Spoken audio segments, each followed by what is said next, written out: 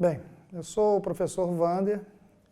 Nós vamos começar o curso de Geometria Analítica Plana e a ideia inicial é a gente dividir isso em módulos, né? Nós vamos começar com os elementos geométricos, ponto, reta, né, circunferência, as cônicas, e depois entraremos na geometria analítica utilizando vetores, né? Existe essa questão de que o curso de analítica ele pode ser dado com ou sem vetores, ou primeiro dá vetores, depois analítica. Então, primeiro a gente vai fazer o curso de geometria analítica e depois entrar com a parte de vetores, né? Para ver aonde isso vai facilitar a resolução de problemas de geometria analítica, né?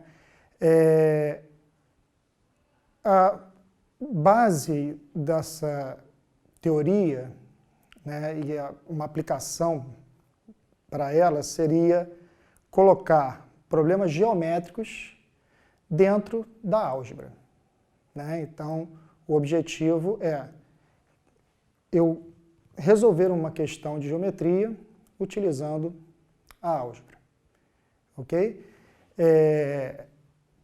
E também a interpretação geométrica de fatos algébricos, né? Vamos dar um exemplo dessa estrutura. Por exemplo, se eu tenho uma circunferência e uma reta secante,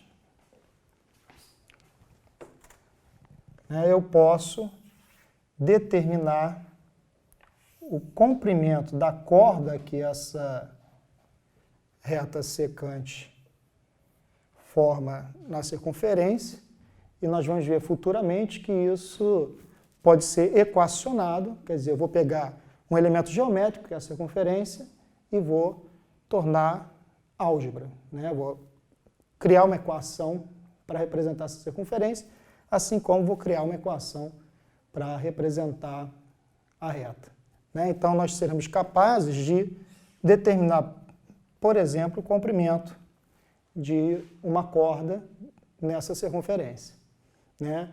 E também trazer estruturas algébricas para uma representação geométrica, né? Por exemplo, se eu tenho um conjunto qualquer, uma relação qualquer entre x e y, vou pegar uma bem simples, que é x igual a y. Então, eu consigo olhar para essa igualdade e observar que isso tem uma interpretação geométrica, que no caso, que a gente vai ver futuramente, né, vão ser os pares ordenados em que x e y são iguais. Ok?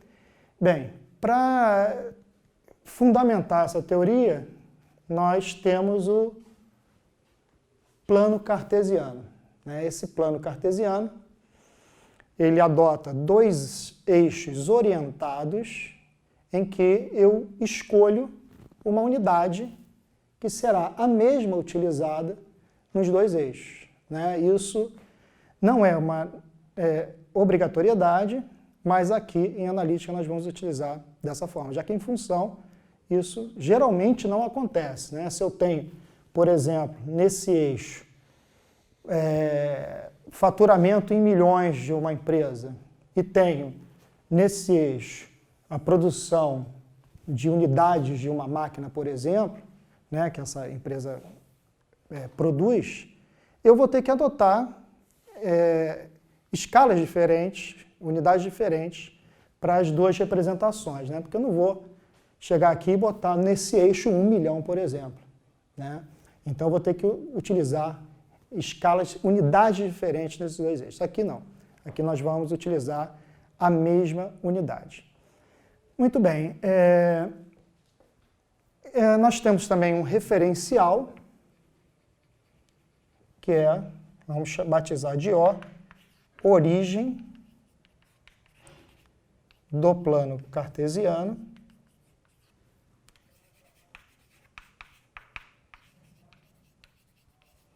origem do plano cartesiano, né, que vai ter coordenadas 0, 0. Né? E a partir daí nós vamos começar a contar para a direita e para a esquerda, sendo a direita positivo e a esquerda negativo. Assim como y, no eixo y, acima positivo, abaixo negativo. Né? Então, essas são as orientações que a gente vai utilizar para o plano cartesiano. Né? Então, criei uma unidade, que vai ser a mesma em y, e aí eu posso localizar pontos fornecendo o x, que vai ser denominado abscissa, e o y, que vai ser denominado ordenada. Né? Esse conjunto localiza o ponto xy, onde xy são as coordenadas. Ok? Bem, e a divisão dos quadrantes. Né? Sentido anti-horário, primeiro quadrante, segundo quadrante, terceiro quadrante e quarto quadrante.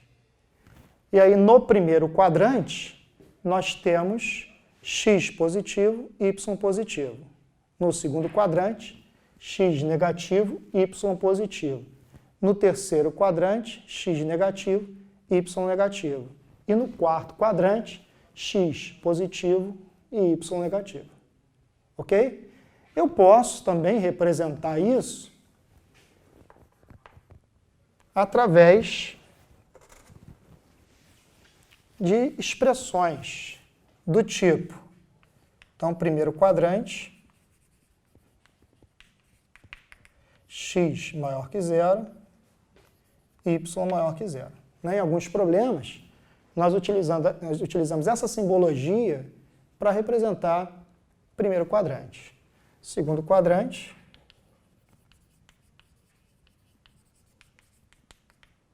x negativo, y positivo e assim por diante. Terceiro quadrante, x negativo, y negativo. Quarto quadrante, x positivo, y negativo. Então, essas expressões servem para localizar o quadrante que se encontra o ponto. Ok? Muito bem.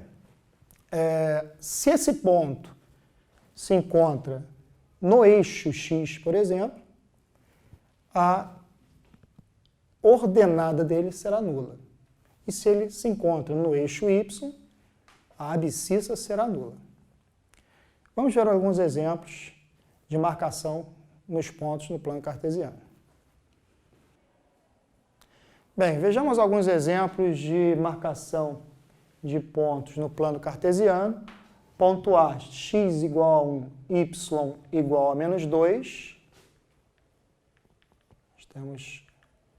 Localizamos esse ponto, ponto A, x igual a 1, y igual a menos 2.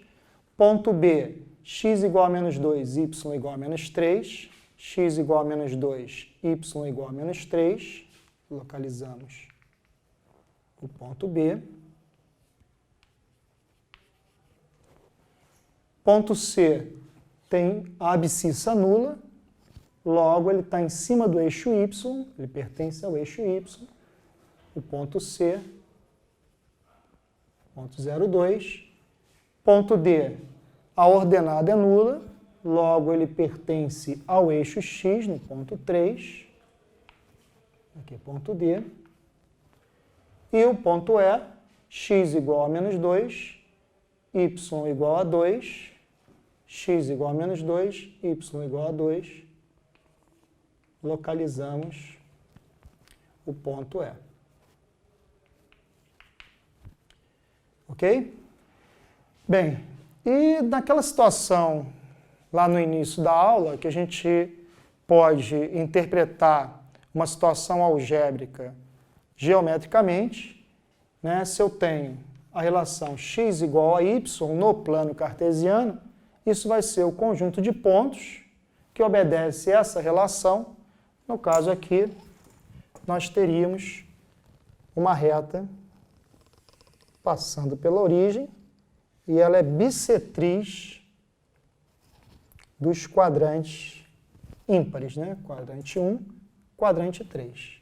Né? Essa seria uma representação de uma situação algébrica na geometria. Ok? Bem, terminamos aqui a nossa primeira aula e até uma próxima oportunidade.